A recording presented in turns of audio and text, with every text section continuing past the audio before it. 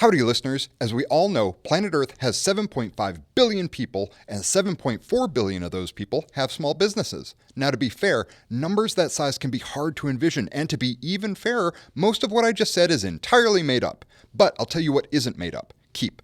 Keap is the all-in-one client management software designed specifically for small businesses. Keap takes the most annoying and laborious parts of running a small business and metaphorically tosses them into the sun.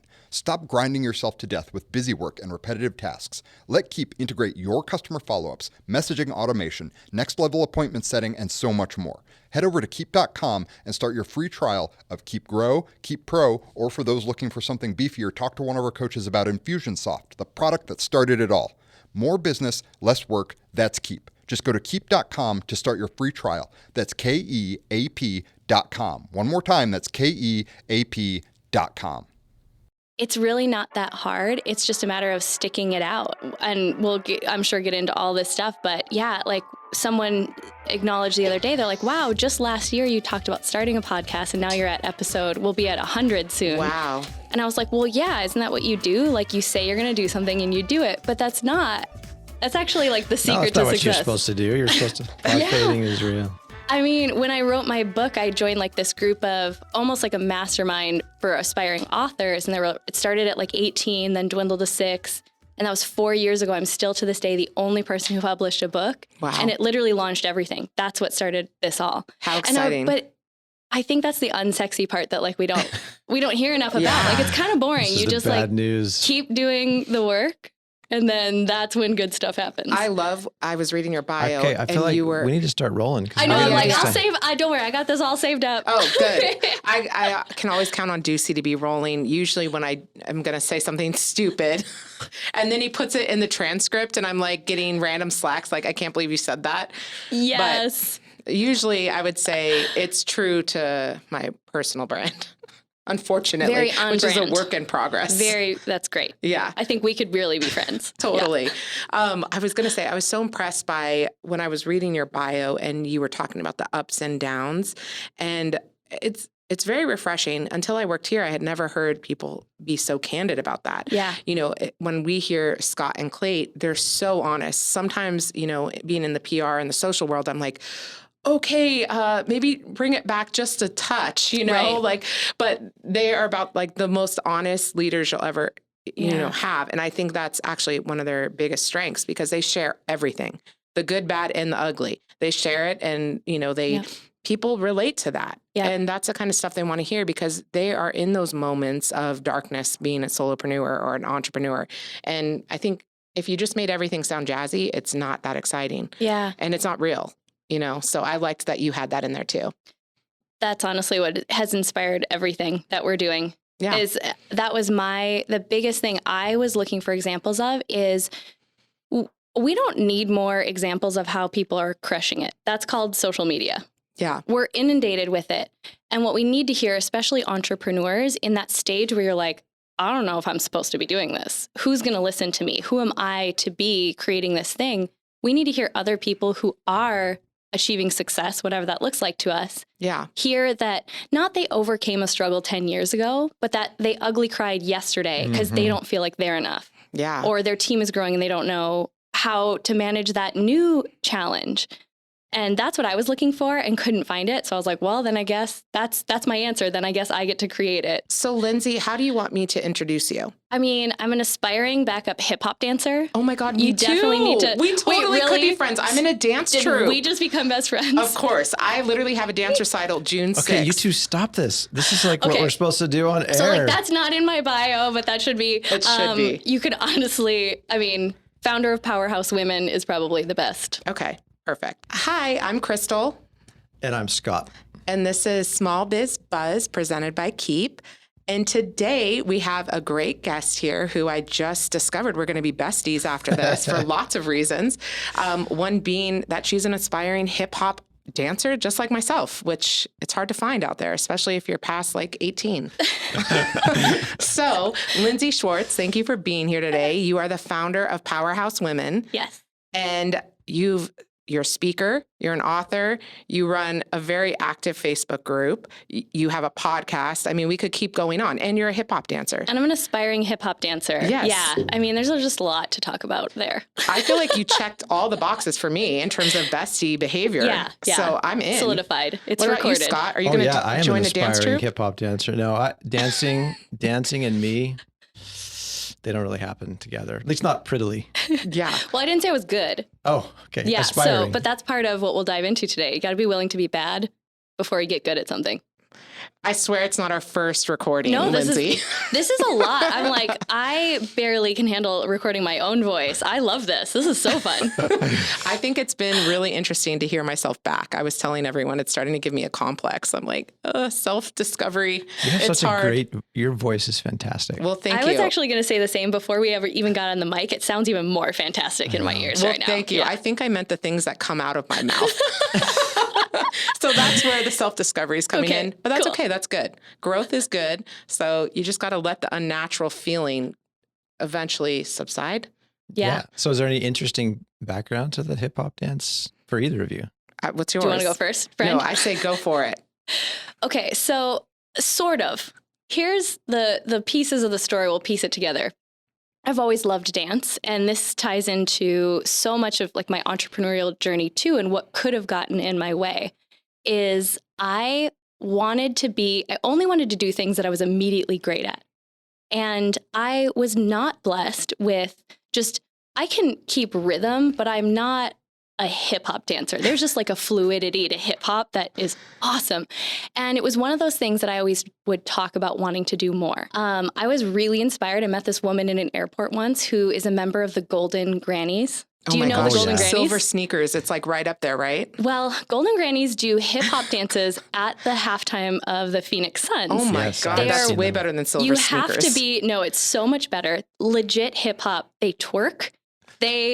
They whip Nene like the best of them. Goodness. And you have to be 55 years old to even audition. You might want to be a Suns fan. Yeah. Crystal. I'm not even a basketball fan, but I'm a huge Golden Grannies fan. So I literally created for myself, like, that's my future. Like, that's how I want to go into my... Who wouldn't?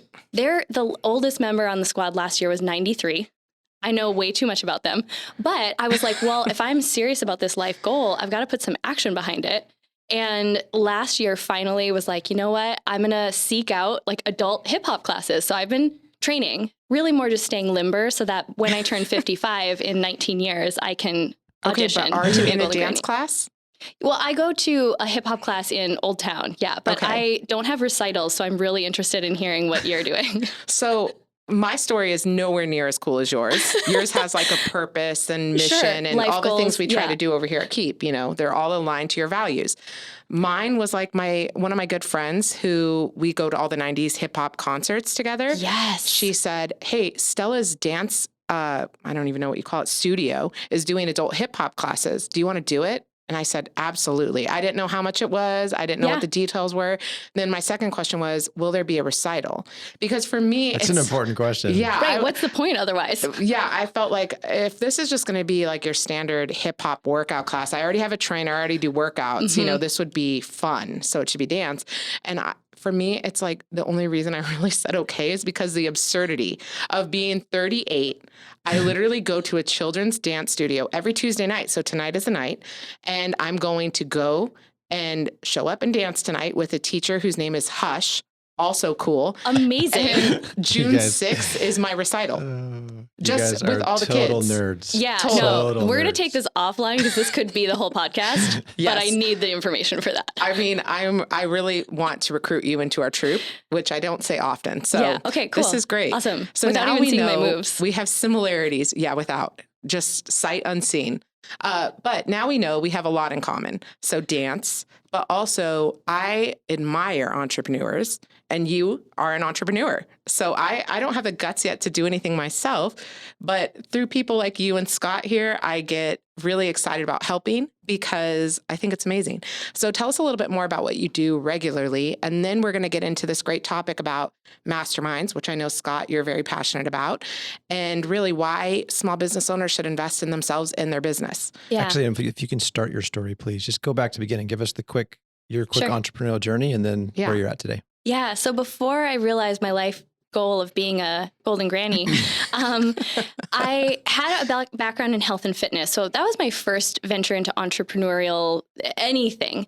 But it was within the context of network marketing. So it was, what I love about network marketing is it's like entrepreneurship with some training wheels to it. But in that journey, I would find myself in so many conversations with people, specifically women in my life, who would say, I would ask questions like, well, what do you really want to be? What do you feel like your unique purpose in this world is? What kind of impact do you want to be making? And they would say, well, I see what you've done. I don't think health and fitness is for me, but I've always had this idea. Somehow, whatever I brought to the table would bring these visions out of them that maybe they'd never shared before. Mm-hmm. Maybe they did talk about a lot, but it was always in the context of they would share it. I would hear, wow, the world needs that. Mm-hmm. No one's doing that, or no one's doing it like you. And without fail, in the very next breath, they would share why they weren't ready, why they didn't know enough, why they weren't the one, or they were afraid. And every single time I would find myself, if we were in person, I would literally be like grabbing this person's hands across the table, looking into their eyes and saying, I feel everything you're saying on a daily basis. That's how we know we're going in the right direction. And it had me sit back and go, why aren't more people sharing this? Yeah. Why aren't we talking about how entrepreneurship isn't just what we see on the gram? It's a lot of late nights. It's taking yourself on way more than any other job I've ever had has required me to do. And it's awesome. It is awesome. And we just skip right to the awesome part versus sharing what it looks like in the day to day. And I think specifically among a lot of the women in my life, we're doing such a disservice because there are so many women with really brilliant ideas that aren't getting into action because they only see the highlight reel. Right. And they see that, well, that's not me. So I guess I must not be meant for this. So that whole conversation inspired a book that I wrote called Powerhouse Woman, which was really written from my own story of how not together I have it, and showing women how you don't need to become more, you don't need to learn more in order to be this powerhouse. You just need to turn into what's already within us. And the fundamentals for creation, just creating things from nothing, are within all of us. And then that inspired, we do a big annual conference every year called the Powerhouse Women event. We have a podcast where we just really talk about how not together we have it, but also we equip women with the tools. And a lot of that is mindset to get out of their own way and into action around their own big ideas. That's so cool. I'm ready to burn my bra on the quad right now. Oh, I still wear bras. Who's with me? Yeah, no, it's different, but I just meant, very empowering. I just meant in terms of the women's movement. Right. I'm ready to go. No? Yeah. Anyone else? I'm there. Yep. Scott's so there. what's your theory? Why are we so infatuated with just sharing the highlights, the highlight journey of the positives and not the real stuff? Well, if we look at what social media actually is, that's kind of what it's about. It is kind of, us all putting our best foot forward. I think that has changed. I think there's a lot more authenticity, and that can even be kind of a slippery slope because then there's certain things that come across to me and I'm like, that feels like it's contrived authenticity. Yeah. So at the end of the day, I think that it's more important just to remember what it is we're looking at.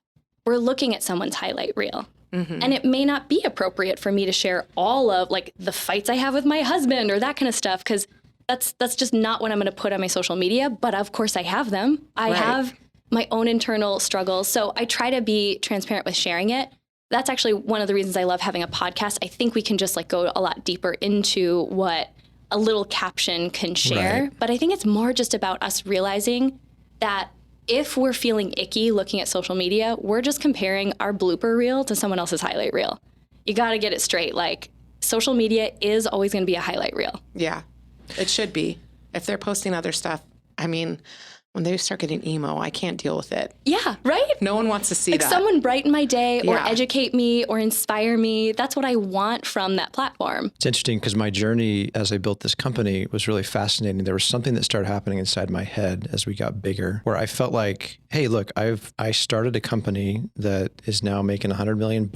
I should have all the answers to this stuff. And I know I clearly didn't have all the answers, right? But it's that thought, there's an interesting thought that says I should know exactly what to do, or I shouldn't have a day where I'm feeling like I just want to quit, or right? I mean, Totally. Such a fascinating mental construct that we find ourselves in. And it's probably because, we're only looking at the other great stuff that other people are doing, which ironically, everybody knows it's only their highlight reel. Yeah. Fascinating. I love that idea of comparing it to the blooper, because that is what everyone's doing in their head. They're thinking of all the missteps they've had versus this person doing great here. So I think it is important to keep in mind what is the equal to equal that you're looking at. And if your highlight reel doesn't match up to their highlight reel, what can you do to get to somewhere where you're admiring what they're doing? Yeah. You know? Well, what if my hip hop highlight reel is only bloopers? Well, hey, there's a market. I could market that too. I was just going to say, there's people that want to see that. I mean, the best thing on The Bachelor are the blooper reels at the end. So, I mean, people hang out to watch all this hot mess just to see the bloopers at the end. So there is somewhere for your blooper hip hop. Yep. I can't say I will take you in my troupe, but there is a troupe for that. Somewhere, just not in Peoria Creative Edge Dance Studio. So the truth is, my wife and I did actually get into West Coast swing, which is okay. Oh, did you hear that? Was it just me? Okay, that was like, it was like cute. I was like, oh, okay. No, that was like. Okay. I will show you a video. So I'm they scared do to these. swing. They do these. What do they call them? Jack and Jill. Mm-hmm. Where two people who aren't dance partners will get called up, drawn at random, and they have this song, and it's awesome. So I'm going to show it. Ducey, let's put it in the show notes. Yeah, I think the world needs to see this. We'll do a little like who likes the hip hop dance stuff versus this. I'll send a West Coast swing thing that is my version of the golden sneakers, except that I'm not really doing anything toward it, nor am I planning on getting any better. Anyway, so we're going to talk about masterminds today, but before we do that, I want to just jump a little bit more into the mindset. So what are some of the things, I mean, obviously we're going to have listeners who are like every other human on the planet who every day they have these thoughts that's like, am I a fraud? And, I shouldn't be feeling this way. So what are some of like maybe the top couple of ideas that you share with people to keep themselves mentally strong and maybe releasing some of that pressure that they feel to be perfect? Yeah, man, that's what I'll say is that it's an ongoing daily battle for me. And that's our number one job. I think specifically as people who are creating entities to, create something and give it back to the world, our biggest job is to make sure we don't get in the way. Yeah. In fact, joining a mastermind is one of the things that I'll tie that in a moment, but it really started for me with actually paying attention to what I say to myself about myself. And I have a talk that I give where I make people actually write out as though it was like a third person saying it to them, like, you're not enough, you're not smart. I mean, just like the deep, ugly stuff that like we don't really ever put on loudspeaker. Yeah. But there was a time in my life where it was as true to me to say the sky is blue as to say I'm just not enough. That was like equally true to me. And it wasn't until I actually started to separate that that's not me talking. It's definitely not God talking. I don't know who that is, but there is like this inner critic within all of us. And that is, it's like this version of us that walks around and documents every single fear, every single mistake, like has a little Holly Hobby like notebook and Fisher-Price tape recorder. At least mine does. You're going to realize I have a very vivid imagination. But it's like, every time we go through anything in life that makes us kind of question like, oh gosh, am I enough? There's a record of that. So when we go to take the next big risk or we go to put ourselves out there, at the end of the day, our mind just wants to be safe. And the only safety and security is in what we know to be true, which is always from the past. So it's going to pull up like, yeah, but remember last time you put yourself out there, or we were talking about offline dating, right? You go to put yourself in a new relationship and then your mind is like, yeah, but remember that last guy. Yeah. And we just have to understand that all of that is just working for our safety, but entrepreneurship inherently is not safe. It's about right, taking Scott? Risks. It just is. So I had to like really start to separate like, there was this day where it became very apparent to me. I'll just kind of tie it together with this. I was on social media, go figure, I was just my daily Instagram scroll past, videos of little kids hip hop dancing, another passion of mine, probably, like random cat videos and memes. And then all of a sudden, nothing in my outside environment had changed. And all of a sudden, I literally felt like, this is totally dating me as a child of like the 80s, 90s. I felt like I had just been slimed. Like the Nickelodeon goo was starting to like wash over me. It was like just this feeling of ick. All of a sudden I was like so aware of how not good enough I was. And I had to pause and be like, where did that come from? So I actually reversed my scroll and I went back up and it was so momentarily, it was literally a flash of someone's photo. I didn't even hover on it. I just saw it and kept going. And in my mind, it was, I don't even remember what, but it was like, you don't have that. You are not that. You will never be that. All it takes is one little trigger in our outside environment. So we just have to be like ninjas to catch it when it happens, because it still happens to me to this day. I love this so much. That you went and found the image. I mean, doing the workshop starts opening your eyes to what the triggers are. Totally. So good job being brave enough to even look for that, because that's crazy. But I think it starts helping you identify what those moments are and what's starting to change your mind about yourself. Mm-hmm. So with that being hold said. on, I got a comment before we go to. Please. You knew where I was going with that. I did. So this is awesome. My wife is a coach, and part of her coaching methodology is it's a similar concept of just tuning her. She coaches moms, tuning moms into the thoughts that are going on in their head. And, one of the things that she teaches them is that every feeling that you have, these emotions that are flowing through our body, that feeling of discouragement or hopelessness or whatever, it's the direct result of a thought, right? We tend to think it was a result of the situation that we're in, but it's not. And so I love you said it in passing, but I love the concept of slowing down enough to actually, and this is what I think you're doing with the Instagram reversal, right? Is let's retrace the actual thoughts and then let's pull them out and actually hold them accountable. Yeah. And so this idea of writing it down, and, I like the idea of a third person, but like just dump those out on a piece of paper so you can actually see what's going through your brain, and then just be okay with the fact that your brain is doing its job of keeping you safe and out of harm's way. Yep. And so exciting. Love it. I forgot. Thanks for reminding me what I said, because I didn't finish that point. But what I have people in the audience do is I have them write it in third person and then turn to a stranger and look them in the eye and say, you're not enough. Like even just looking at you right now, I'm like, but you are. I would never say that to you. But we put up with it when we say it to ourselves. You're so judgmental. I know, right? It's not a fun exercise, but I tell people, like, if you actually want to be set free, do that. Like, get an accountability buddy and be like, look, this is going to suck. Yeah, we're going to have to hug it out afterward, but we're both going to do this, and we're going to say out loud and actually hear, like, what it sounds like when these words come out of our mouth, because that's what started to set me free. The next time I had the thought, I was like, would I ever say that to someone else? Someone else said that to me. Would I ever, like, choose to be around them? No. Absolutely not. Yeah. Okay, well, with that being said, we are going to break for just a quick minute to go to some worst business ideas in history. But during the break, it might not be the best idea to turn to the person you're sitting next to and tell them your, meanest thing that you've thought about yourself. Don't do it now. Yeah. It's a practice that should only be done with the help of experts Controlled like Lindsey. environment. That's so right. anyways, here we go. Worst business ideas in history, and we'll be back in a few.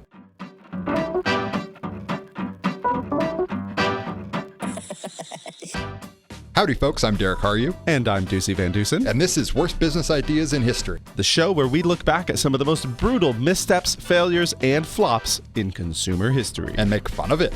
But also learn something. Nope, it says in my contract I don't have to learn. Fine. The rest of us will learn something, and you can just mock people's misfortune. Sounds good. Welcome to the Worst Business Ideas in History. Howdy, everyone, and welcome to another episode of Worst Business Ideas in History. I'm Derek Haryu. This is Ducey Van Dusen. And today we're going to poke fun at one of the most successful businesses in human history, McDonald's. That's true. They are extremely successful, but there are still things that are bad ideas that we can learn about from McDonald's. Yeah, McDonald's isn't hurting. They're doing just fine. But if you've been around this long, you test some products that just don't quite cut the mustard, so to speak. I love cut the mustard. Good job, Derek. Good job. I feel bad. I'm going to go home now. So I love talking about fast food. I don't know why, but there's so many wonderfully bad ideas in fast food, and they manage to be successful somehow still. And I don't know. It's one of my favorite things to poke fun of. So you have a list here of many things that McDonald's has tried. A list I cut down, by the way. There was more on this list. Some of them, there just wasn't any information to talk about. So some of these will be the first time that I've even seen that we're talking about these. I would love for you to walk me through a couple of these. 2 pages, front and back, by the way.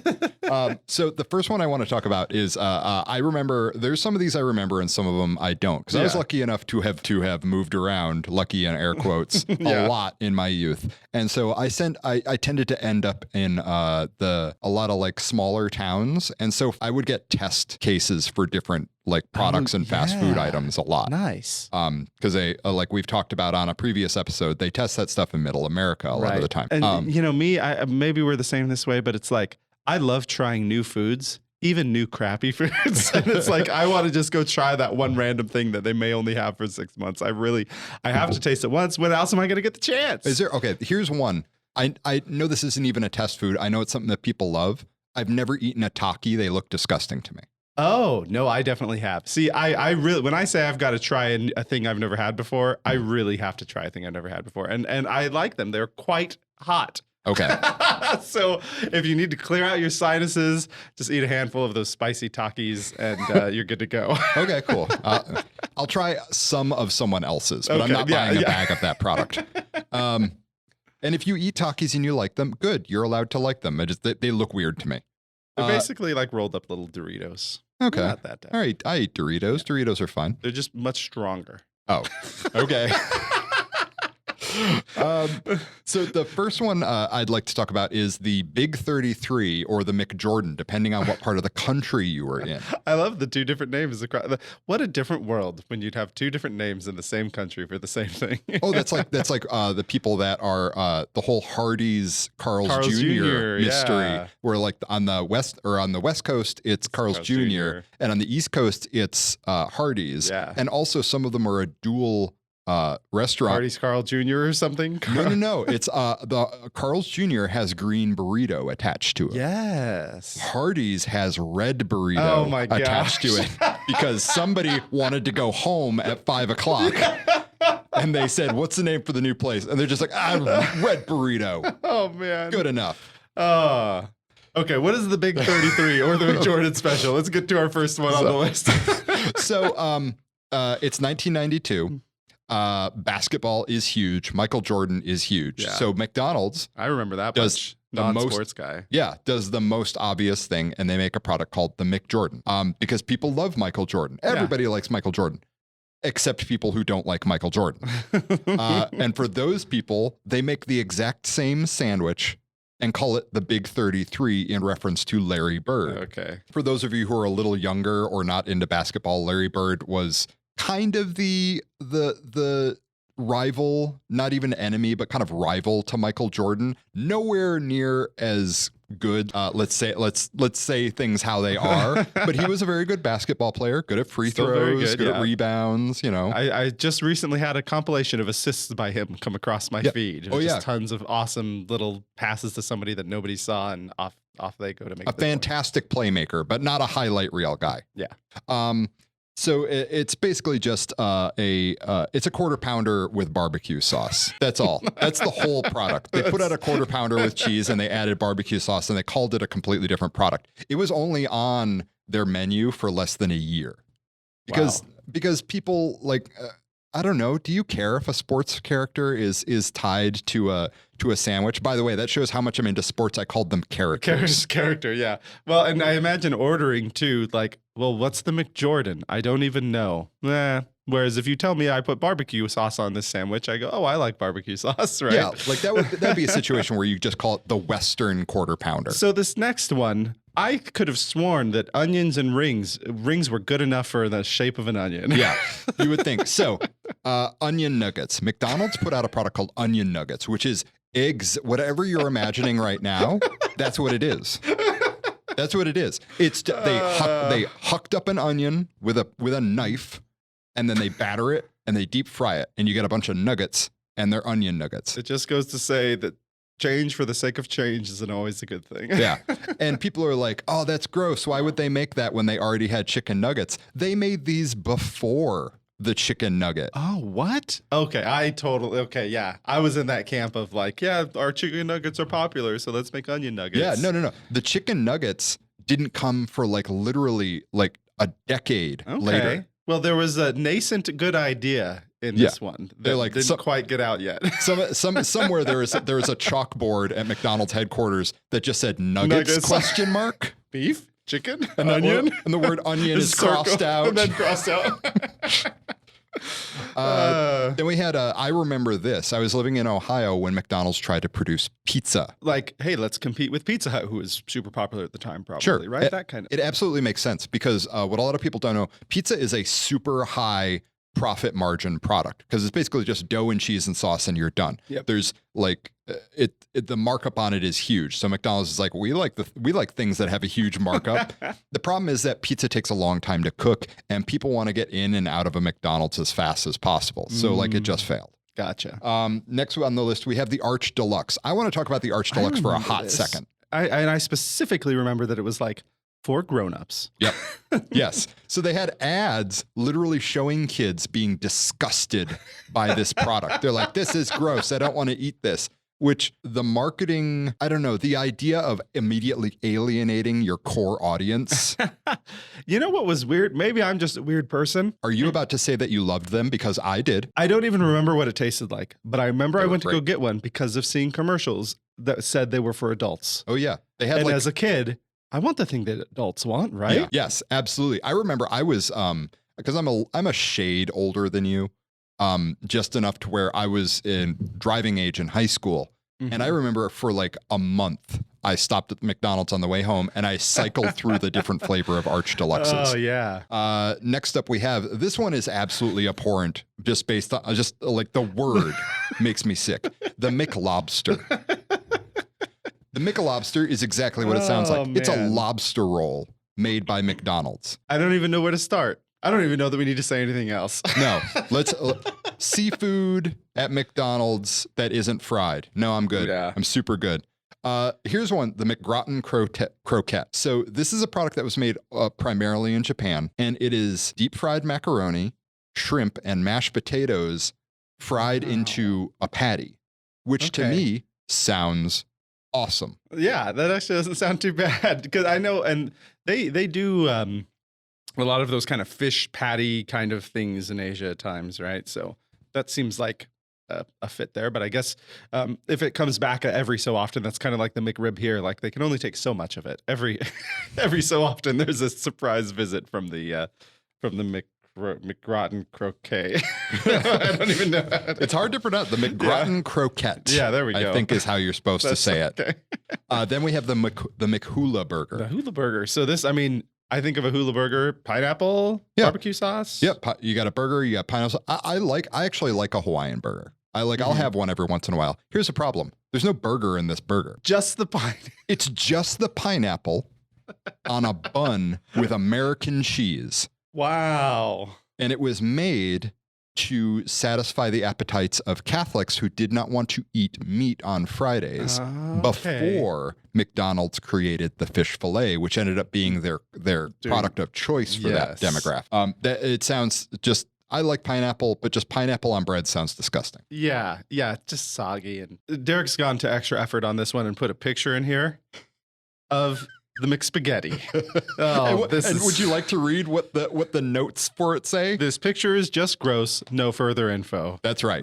Go find. I'm sure most of the pictures online look pretty much just like this. So go find a picture of McSpaghetti. Look at this. Like you can do a search for this. Look at a photo of McSpaghetti. It looks like the worst high school cafeteria spaghetti you've ever seen. You know, it's funny. I always think of McDonald's in other countries as having all the weird things that we're not used to, but I guess they just went through all of those phases early here to get it figured out for us.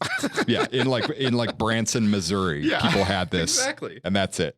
The McAfrica. The McAfrica didn't die for for lack of it being delicious. It was basically a cheeseburger in a pita instead of a bun. That doesn't sound bad. No, it's great. It came out in the Netherlands primarily and parts of Europe. The problem was at the exact same time, Africa was experiencing unprecedented famine. So not a great thing to brand your cheap convenience food. Your marketing department didn't take a second look at this. Yeah. Then we have the Mc-Hot Dog. I was living in Ohio when the Mc-Hot Dog came out at all the local places. It seems like McDonald's could do a hot dog. Yeah, here's an instance where people actually seemed to like it. The reviews for it, people enjoyed it. They said it was tasty.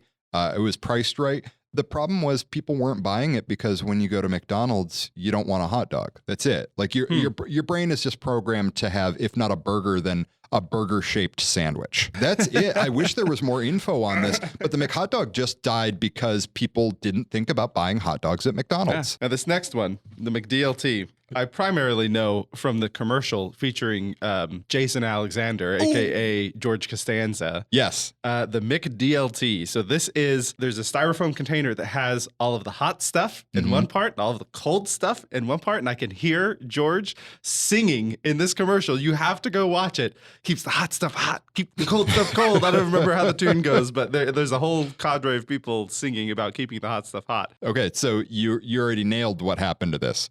You said it comes in a styrofoam container that has the hot stuff on one side. 4 times the size of a normal container, right? Like a big tray. It came in this aircraft carrier of styrofoam. So imagine if you haven't seen this, like those of you who are younger, McDonald's used to put all of their burgers in these styrofoam clamshells. Yeah.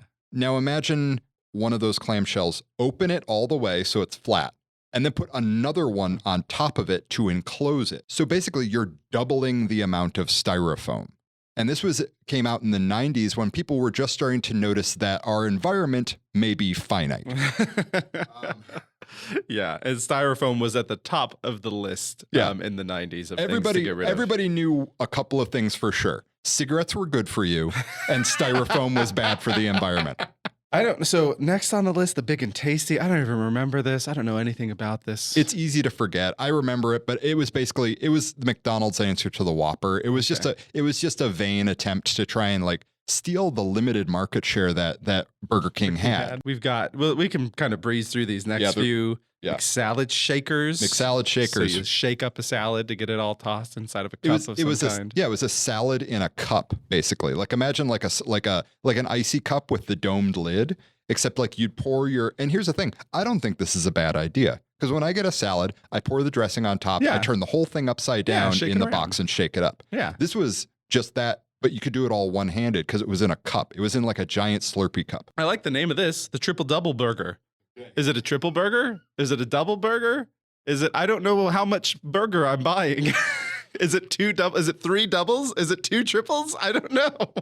So I saw this and I was like, the triple double burger. I was like, oh, a triple double is a sports term, I believe. I think that's a basketball term that I've never learned the meaning of. But I was like, oh, this must be another tie-in with sports. It's 3 beef patties, 2 pieces of cheese. There's the name, okay. It's just a stacked triple burger, and it's called the triple double with a tie-in to Batman Forever. Okay. And I tried to I searched for longer than I should have, how the triple double burger, which was designed just for this ad campaign, ties into Batman. To Batman. And I have no further information for you. I'm just picturing George Clooney holding a Bat credit card. That's about the same sort of tie-in that we've got. I am loath to correct my co-host. That's Batman and Robin. Oh, Batman Forever, we're talking about Val Kilmer. Oh, Val Kilmer. Arguably the worst Batman. Definitely the worst Batman. Oh, fantastic. And then wrapping up our list for today, this has just been a stroll down memory lane. I'm really hungry right now, is the Cheddar Melt. All right. So 1/4 pounder onions that are like teriyaki butter, like sauteed in teriyaki butter topped with cheddar cheese sauce. Yeah. Okay. It was fine. I looked up pictures of it. It looks like it's just a 1/4 pounder with nacho cheese on it. But you always want to be careful when you see, because I looked it up and all the marketing didn't say cheddar cheese sauce. It said cheesy cheddar sauce. which whenever you see the words cheesy or chocolatey with a Y, that means the actual product has not come anywhere near the food. Yeah, not actually cheese. This thing is cheesy though. Yeah, this is salt and industrial runoff. Oh boy, like whipped together until it resembles cheese. So here's the takeaway. I love this one because even though it's probably the furthest away from having like a specific story, I think it has one of the best takeaways, which is McDonald's has failed a lot, but they are extremely successful. Extremely successful. So part of the point of this little interstitial podcast inside of a podcast, the worst business ideas in history, is to give you all, some foresight and some ideas of how to prevent failure, right? Like we want you to succeed. However, when we say prevent failure, it's preventing, your business from completely failing. But you have to be okay with trying things that will fail within your business. And I think the key is finding ways to say, I'm going to try this thing and it may fail, but how can I do it in a way that it doesn't sink the business just because I tried this thing that failed? Right? McDonald's has tried all of these different things, some of them wider releases, some of them small releases. They're constantly testing. They're constantly trying to find out what people want and stay on top of the pulse of the market. And to be on top of that pulse, you have to put yourself out there. You have to try things that might not take off. And I think the key is just doing it in a way that it doesn't sink everything that you're doing. Because to a mathematical certainty, every single time one of these new products come out, one of the very first questions that's asked is, how much does this cost if nobody buys it? McDonald's knows to do their due diligence on the worst case scenario for any change in their business plan. A small business may be in a position where they may have to do a little more risk because, McDonald's got a big pocketbook that they can test stuff with. But it's talking with your customers to find out what they think of an idea before you launch a thing. It's, trying one of them with somebody that maybe is one of your better customers and that would be willing to give you some time to give you some feedback. It's pushing the thing out there to just part of your audience and not all of your audience to see if they like it or not, right? There's these ways that you can kind of mitigate risk while still taking chances and doing things that may fail. Because if you don't ever do those things, there could be whole untapped markets, right? Like the chicken nuggets. The chicken nuggets might not have ever happened were it not for the onion nuggets. And that is what I want you to remember today. It's okay to have onion nuggets. You got to fry up some onions before you get to a chicken nugget. That's it exactly. This has been Worst Business Ideas in History. I've been Derek Haryu. This is Ducey Van Dusen. And we'll talk to you guys next time. Bye.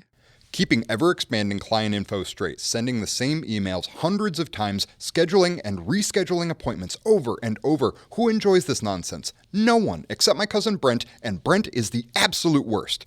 Keap is the premier all-in-one CRM. Just head over to keap.com, that's Keap.com, and start your free trial today. Get the busy work out of the way so you can focus on what's important and make your small business grow with Keap. Start your free trial at Keap.com. That's Keap.com.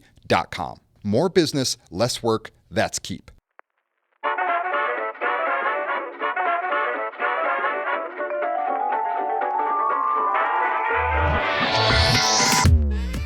And we're back. Hopefully you enjoyed that worst business idea in history. Scott did. Right? You always ask me this as if I know what it is live, I know. But I never do. I just was waiting for you to call me out on it. That was So now that game's over. Thanks a lot. Sorry. Anyways, we're back, and I really want to dive into masterminds because technically that's what we came here to talk about. But you're so interesting. We got completely sidetracked and talked about a lot of other great things. But I want to give the people what we promised. So can you start with what is a mastermind for anyone out there that's never heard of that? Yeah, I think in its simplest form, it's a group of peers coming together to share ideas, get feedback.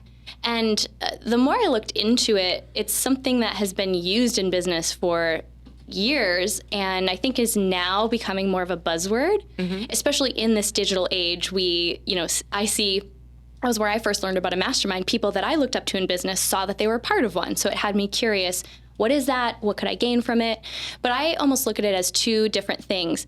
Informal masterminds, which is where I started, where I got together a group of people who are similar places in business and just said, hey, What if we create a really simple structure? We came together like once a month. And I think the 2 questions we always came prepared with was, what's one thing you want to be held accountable on producing between now and the next time? And what's the one thing you want feedback on? Because I think, especially if we're solopreneurs, which I was for most of my journey, we are left with our own thoughts. So if you just need a quick little bit of feedback or like, which tagline resonates, whatever that is, it just helped me move forward a lot faster. Then I graduated into being a part of like a paid mastermind program, which is where I, joined almost like a business coach, but it was a group coaching format where you really get to dive deep with a group of other people, again, on the same journey as you are. That's awesome. And I think it ties in perfectly to what we were saying earlier, because one of the biggest things I gained is, wow, these people who are, I'm using air quotes, crushing it, are having the same fears, and they also don't feel like they're meant to be here. Like, wow, if we're all feeling this, then I guess that's just comes with the territory.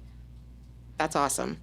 So you feel like one of the benefits of the mastermind environment is people do let their guard. I mean, they're kind of having to ask the hard questions about things that are uncomfortable. Yep, for sure. That's great. Yeah, I mean, I will say being a part of paid masterminds is what has exponentially grown my business. I think that there's something to investing in yourself.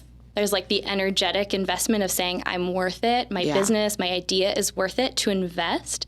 We, as entrepreneurs, a lot of times we're so much more readily investing in technology or in other things that could grow our business. But we have to remember, like, especially if we're driving the ship, I'm like, guiding the ship? What do you do with ships? Steering it? I think you're steering it. Yeah. Steer. Like, that didn't sound right. But I would be okay with any of them, though. Right. I mean, it has a wheel. So I'm like, if you're driving the steering wheel of the ship, you have to make sure, and this, again, ties back in, that you're staying out of your own way and getting into a group that's going to hold you accountable and stretch you to think bigger.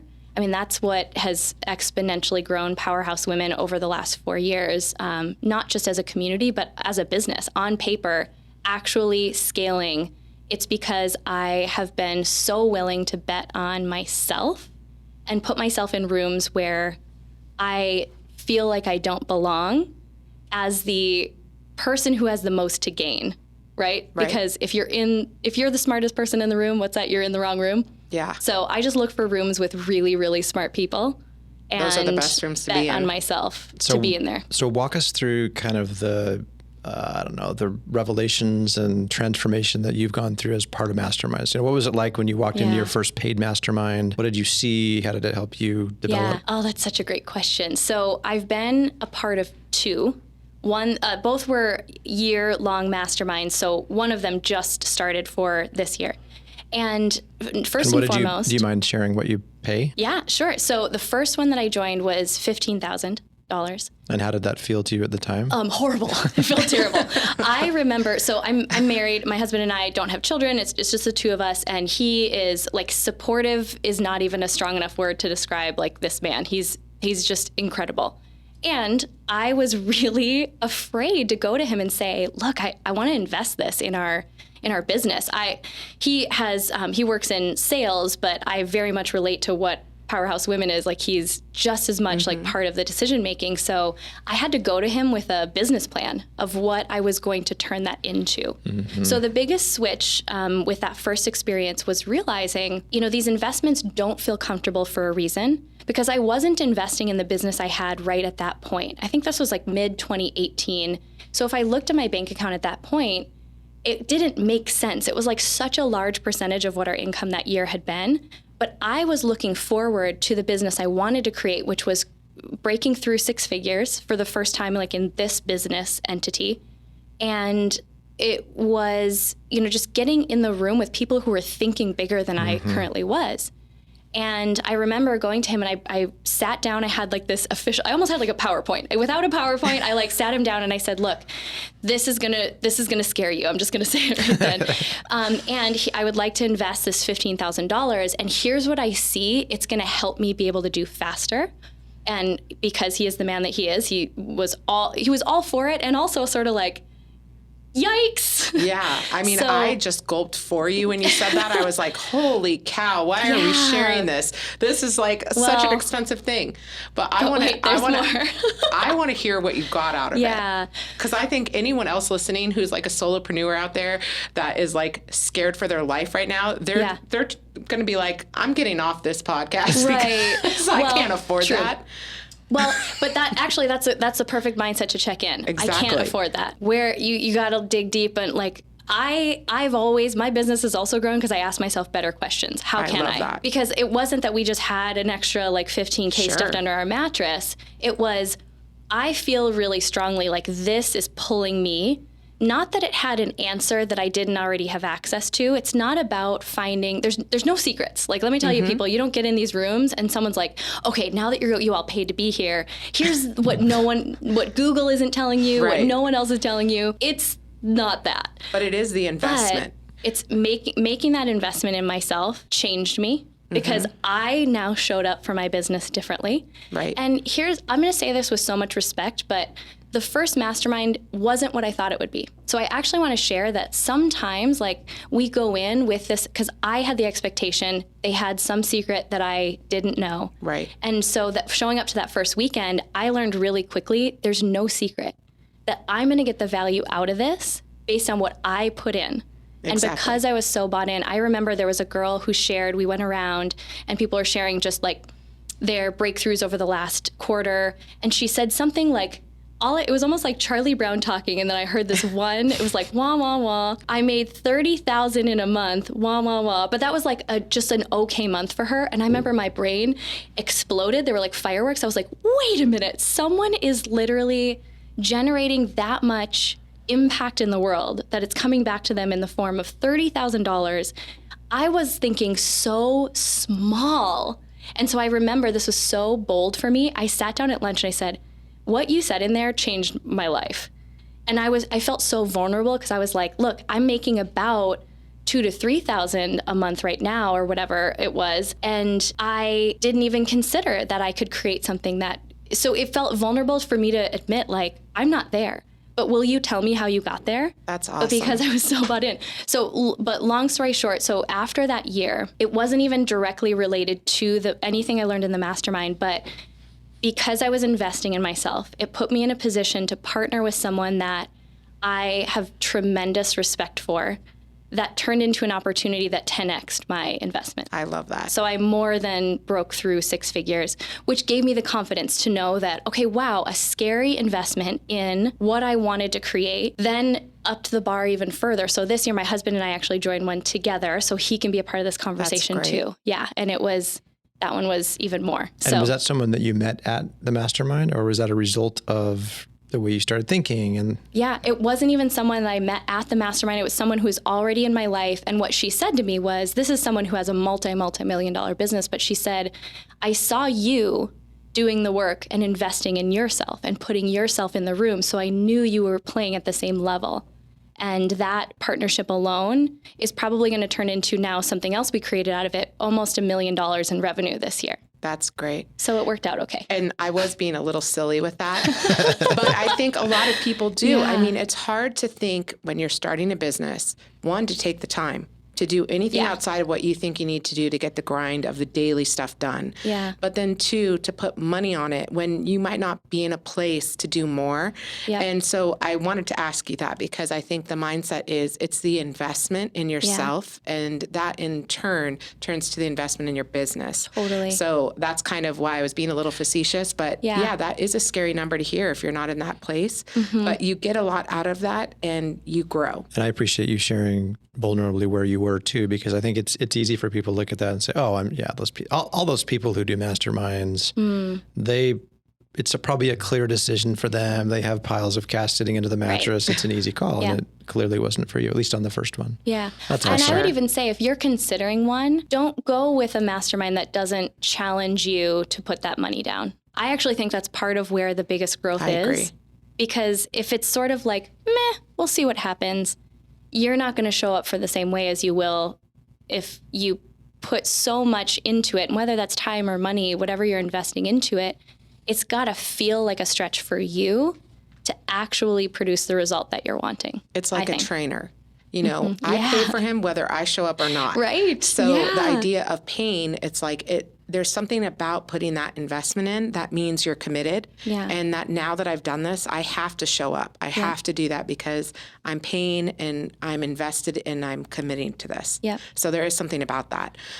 One thing I would like to talk about, just kind of to wrap this mastermind up, is this is a topic I was very curious about, actually reading through your bio and hearing about more from you from Paige, who was my partner in crime and social over here that found you, and she's been in your group for a while, and she's actually spoke about your group a lot. So I'm curious about, what do you think in terms of investing in yourself is different for a female who's on her way to solopreneur or entrepreneurship, or a male who's on that same journey? Like, how do they differ, and why did you want to invest in that group to help women? Yeah, I never intended from the start to create a women's community, only because in my past I worked with men and women, but there was that theme that I shared that I noticed most of the conversations I was having were specific to women. And now talking to women about this conversation of investing in themselves, whether that's an event, a coach, a mastermind, we're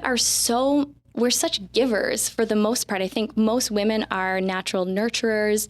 Not to make a blanket statement, but I just see it time and time again where one woman who joined the mastermind that we're starting said, her husband soon-to-be husband is a dentist, and they invest in his business all the time.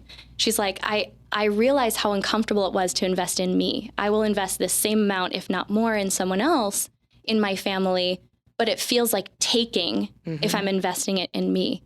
And I don't know why that is. I don't spend a whole lot of time thinking about that. I think women just need to be called into their greatness. And sometimes just someone saying, I think you're ready for this. I think you're ready to be around people who are going to challenge you to think bigger. Or we have a lot of women in our community. And this is another reason why I knew I needed a mastermind. So if someone listening, if you are this person, I'm the one kind of in my group, my circle, that is kind of going first on things. Or there's even like people in my family, my friends are all really supportive and like cheering me on. But then there's the group of people in my life who are like, oh, wow, but you're already doing a lot. When I'm like, hey, I'm going to start this new business, I'm doing this new thing. So the ones who your growth is uncomfortable for them, and they're not even trying, some maybe actually outright oppose you or try to keep you small. But sometimes it's even just like you can sense that your growth is starting to be uncomfortable for people around you. And I think that's just a natural part of this, but I have a really hard time with that. So I go in search of people who are like, yeah, for sure. Like you've done some incredible things, and I know you have more in you. I look for those people who really speak to the greatness in me because I know I actually am capable of a lot more. So I was looking for those environments that would speak to that, especially since I wasn't seeing it maybe in my immediate circle or in my family. I'm like an anomaly in a lot of the circles that I'm in. And I love that. I think I get to be, I think I'm just called to be that person. But also then I can't rest on the fact that I'm the one who's going at a certain speed. I want to find the people who are running faster and learn from them. Well, I feel like this time went way too fast. So we're clearly going to have you back. You're not ending on me. You tried this again before. I have another follow-up from before we started recording. Scott, do you see this though? Oh, I don't know. Okay, I can't Scott's quite see boss. that. What are we talking about? We don't see it. So before we started recording, I just want you to share what you shared with us about the need to take action and the unsexy action that just keeps, that's about persistence. So share with us your views on that and what you've seen as you've worked with either the people that were sort of around you as well as the women that you work with. Yeah, this actually ties in beautifully. We'll give you another out point. Don't worry, we got this. We'll tie this off with a bow. And so our business right now is at a point that people are going, whoa, hold on. 2 years ago, you were someone that was here and now you're here. How? And there's always like this, you can tell the question, because I used to ask this question of people too, like, again, what's the secret? What am I not getting? And I really think when I look back, and this is what I was sharing before we turned on the mics, it's so unsexy. I make a decision and I keep showing up for that decision every day. Now, I haven't always done that. So this is not from a person who just has naturally has been very willing to do the boring in between stuff. I, just like anyone else, want immediate results. Mm-hmm. But I also just, when I set my mind to something, I'm willing to see it through. So whether that's my podcast, writing the book, those are cool accomplishments on the surface. But what I'm actually most proud of is the days that I would get up and I wouldn't feel like writing, and I would sit at my computer and just bawl my eyes out because I'm like, who is going to read this? What are people going to think? And it's those days that actually made, the end result, the end product. So it's just it's so unsexy, but we all want the quick fix. I also would like the quick fix. If anyone has it out there, you can hit me up. I know, me too. Make sure to tag us on Twitter at Keap and let us know what the quick fix is. Let us know what the quick fix is. If you know it, we're totally open. Yes. But then that combined with this willingness to bet on myself by investing at really, really uncomfortable levels in not a quick fix, but in putting myself in an environment that's going to force me to grow. Yes, it's like there's a transition from dealing with the, beating myself, all the discomfort that comes from beating myself up and not being in control of the way that I'm thinking, to now I'm going to intentionally put myself in a place of discomfort, where discomfort actually is the currency for this progress and this growth, right? Which is, I guess that's the silver bullet. It's just not the easy silver bullet, right? Sign yourself up for the discomfort that's required to get there. Yep. Well, Scott, I'm going to say I'm so glad that the rebel in you is standing by me because I wasn't ready to go either. I'm still not. I could literally talk to Lindsey all day. But that being said, I still want our producers to like us.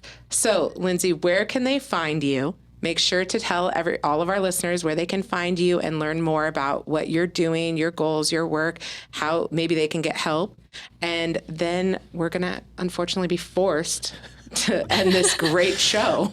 We're going to continue the fun offline. Exactly. Starting with dance. To follow along my career over the next 19 years of becoming a golden granny, you can, my favorite place right now to hang out is on Instagram. I would actually I love to make like actual real connections. So follow, yes, but actually send me a message. Let me know that you heard this.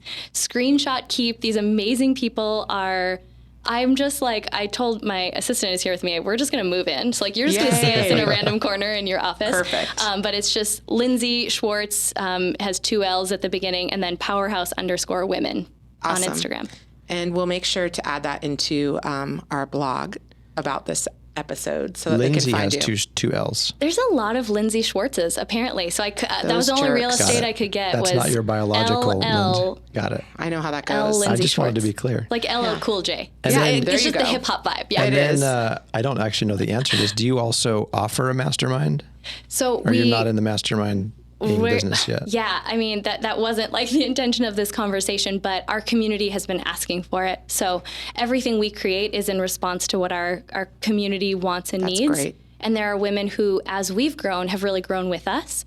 So we have a conference in September in Phoenix, Arizona. How exciting. It's the most fun ever. You're all invited. Gosh. I want to go. Yeah, there's mimosas and gosh. hip-hop dancing. So, no. I'm in. But it really is a day all designed around getting out of our own way and into action around our big ideas.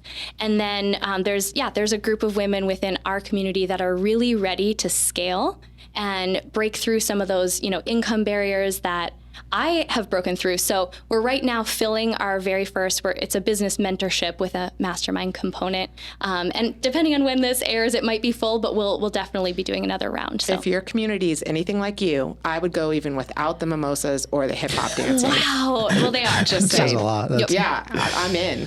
So anyways, thank you so much for being here today. We really appreciate having you. And I think that was a lot of really good information for everyone. Loved everything we talked about. Great energy, great advice. I hope our listeners were taking good notes or can listen to it again. But thank you for the time, Lindsey. Appreciate it. We'll It was have to so do much this fun. again sometime. I would For love sure. to. Awesome. All right. Thanks, everybody. We're going to call this a wrap for Small Biz Buzz. Yay. Thanks for listening to Small Biz Buzz. Please take a second to subscribe to the show and leave a 5-star rating. It helps keep the show going. And if you need a hand with growing your small business, head over to Keap.com. That's Keap.com and get started. More business, less work. That's Keap.